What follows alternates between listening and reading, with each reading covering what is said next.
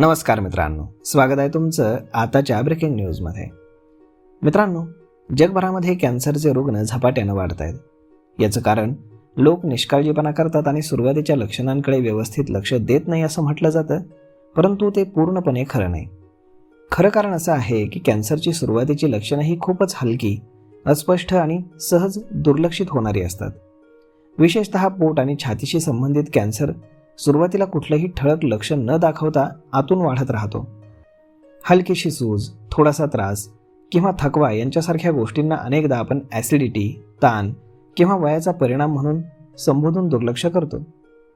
त्यामुळे जेव्हा एखाद्याला वाटतं की आता तपासणी करून घ्यायला हवी, तेव्हापर्यंत आजार हा 3ऱ्या किंवा 4थ्या टप्प्यामध्ये पोहोचलेला असतो. भारतामध्ये कॅन्सरचे रुग्ण दिवसेंदिवस वाढत आहेत. 2024च्या आकडेवारीनुसार देशामध्ये दरवर्षी 15 लाखांहून अधिक नवीन कॅन्सरचे रुग्ण आढळत आहेत.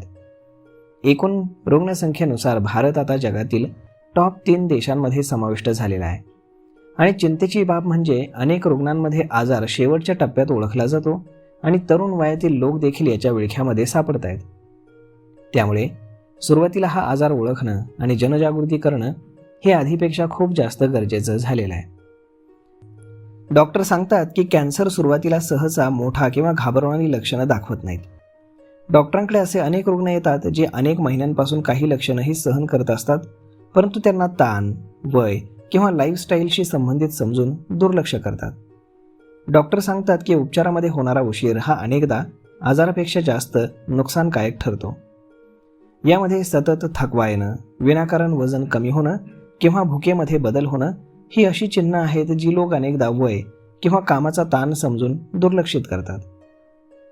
बराच काळ अपचन होणं, पोट फुगणं किंवा शौचाच्या सवयींमध्ये बदल होणं यालाही चुकीच्या आहाराचा परिणाम समजला जातो.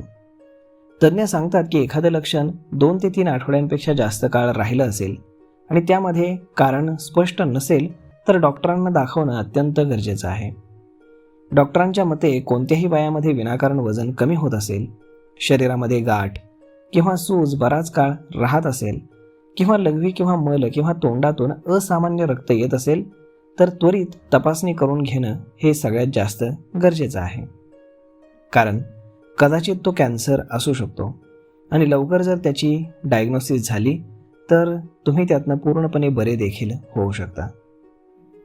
तर मग मित्रांनो, अशा पद्धतीनं तुम्हाला जर यातली कुठलीही लक्षणं दिसत असतील तर आजच तुम्ही जाऊन टेस्ट करून घ्या. याचा नक्कीच तुम्हाला फायदा होईल. तर मग मित्रांनो, हा व्हिडिओ तुम्हाला कसा वाटला हे तुम्ही आम्हाला कमेंट करून नक्कीच सांगा. आणि जर आवडला असेल तर आपल्या जवळच्या मित्रमंडळींसोबत देखील हा व्हिडिओ तुम्ही शेअर करायला विसरू नका. धन्यवाद.